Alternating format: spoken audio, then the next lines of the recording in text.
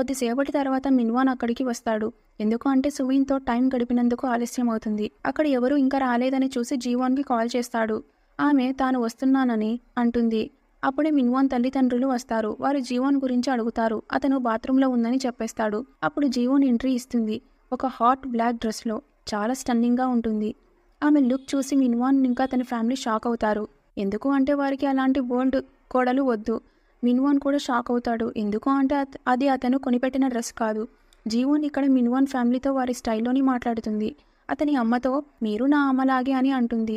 అలాగే తన అమ్మ అఫైర్ వల్ల 14 ఏళ్లకే వదిలి వెళ్ళిపోయిందని కూడా చెబుతుంది. ఇది విని మిన్వాన్ అమ్మ మరింత భయపడుతుంది.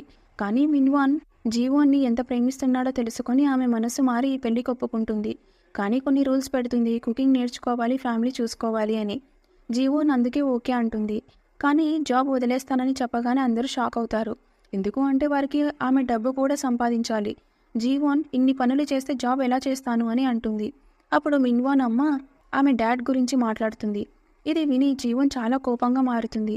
ఆమె గట్టిగా నువ్వెవరు నా నాన్న గురించి మాట్లాడడానికి, మా నాన్నని జడ్జి చేయడానికి అని అంటుంది. అక్కడి నుంచి లేచి వెళ్ళిపోతూ ఈ పెళ్లి నేనే బ్రేక్ చేస్తున్నానని అంటుంది.